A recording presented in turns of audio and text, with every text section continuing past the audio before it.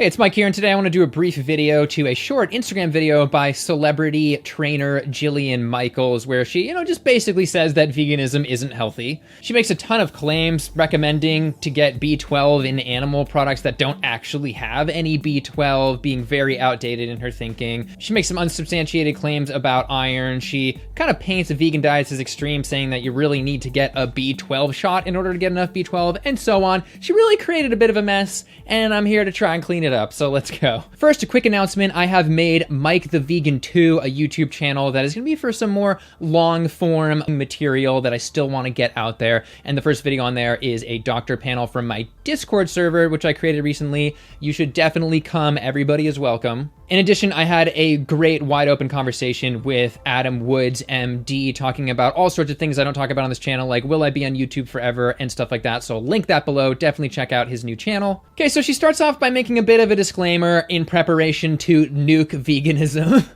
All right, all my vegetarian and vegan friends, don't get super mad at me. Well, you're gonna get super mad. You guys have been mad for years, so...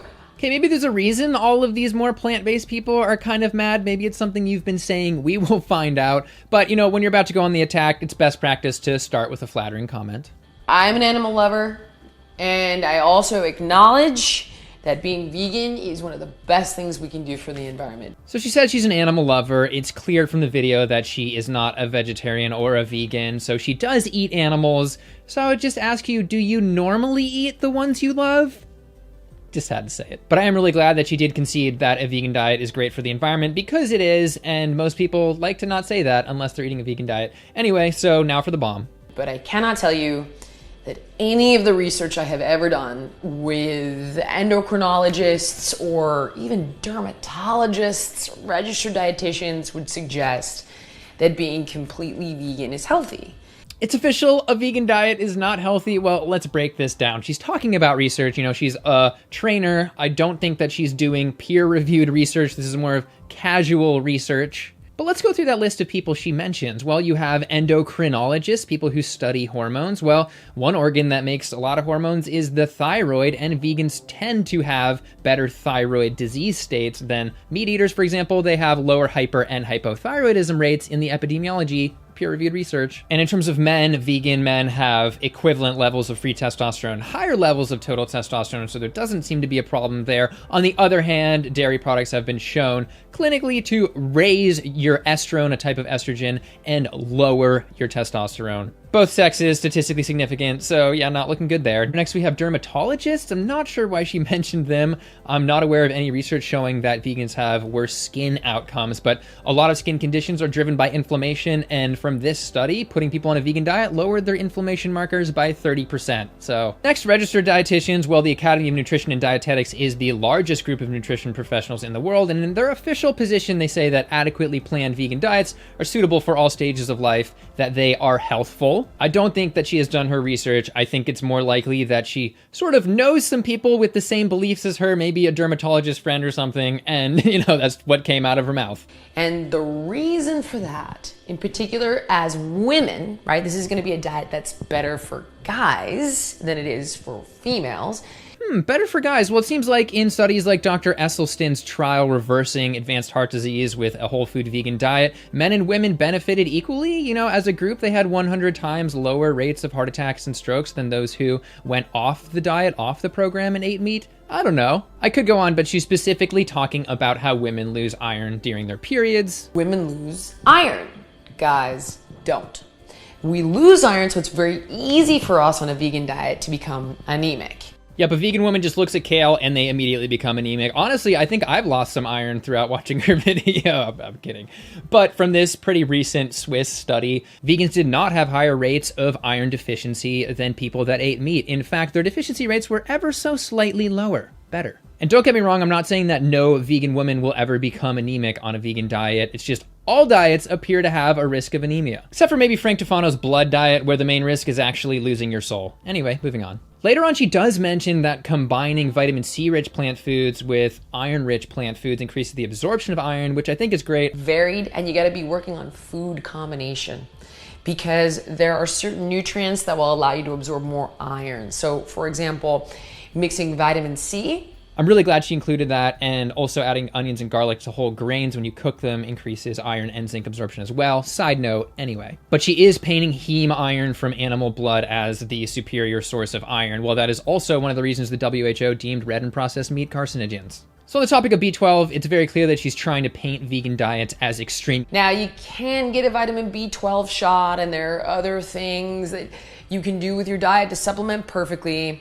Is she not aware of the B12 in fortified foods, or that just normal oral supplements have more than enough B12? I mean, this study, for example, got people out of B12 deficiency on just a 50 microgram a day supplement. You don't need to be injecting 1,000 milligrams directly into your blood. It's not necessary. And the widespread addition of vegan fortified foods with B12 and people taking supplements is probably why, again, from this study, we do not see statistically significant different levels of B12 deficiency, which I hope blows her mind. She probably won't see this video, though. She did briefly mention supplements, but she didn't make them seem like a very viable option, and she continues with some very shaky recommendations to eat animal products for B12. But the reality is eating less meat, possibly considering being a reducitarian, eating meat once every 2 weeks. And her recommendation to eat meat every couple weeks is very problematic because on that one day, you might not even surpass your B12 needs, and even if you do, then you would fail to meet the RDA 13 out of 14 of the days. You're gonna have to figure out, are you gonna be full vegan? Or are you gonna be vegetarian?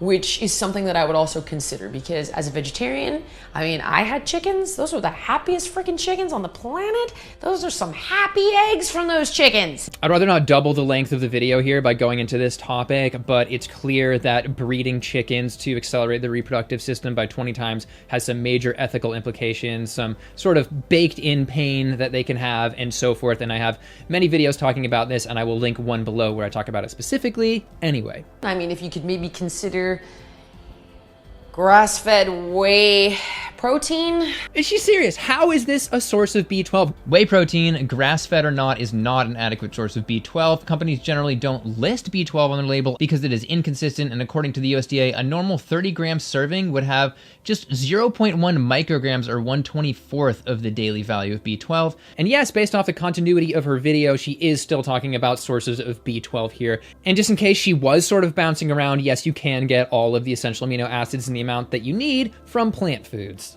Anyway. But if you won't go near that, and maybe even just a few eggs from some super happy chickens that are living the life, consider it. And again, she didn't do her research. If you want to get enough B12 from eggs, you have to eat over 4 large eggs a day, which is about 750 milligrams of cholesterol. This woman clearly didn't do research or check her own claims at all, and honestly, they are irresponsible to a level that she should probably actually take this video down. I normally don't tell people to do that, but I think she should.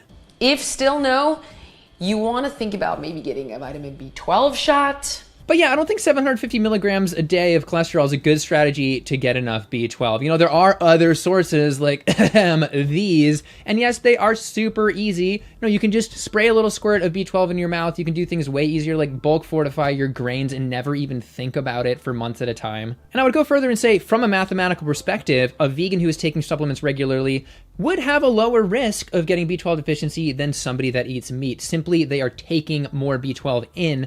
And that's probably why last time I checked, I had higher B12 levels than the average meat eater. So in a lot of my meal plans for vegans or vegetarians, we'll take tangerines and put them in a spinach salad. Okay, she mentioned a meal plan. I could be wrong, but is her strategy here to actually fear vegans and vegetarians into buying her meal plans? I don't know. It doesn't look like she linked it right there, so that's probably not the case, but she mentioned them. Okay, the scariest part here is that the way she's dictating, the way that she's decreeing these statements as ultimate fact. This is gonna be a diet that's better for guys than it is for females. Not being a medical professional, being a celebrity trainer is actually kind of worrisome. I'm just a mere MPH student, but I have linked sources to every claim that I've made here in the description below. She, however, cited absolutely nothing except maybe some vague experts that she knows. I don't know. And I would highly suggest, if Jillian happens to see this video, to maybe sit down with one of the plant-based doctors like Dr. Greger or Dr. Ornish or Dr. Barnard and get another perspective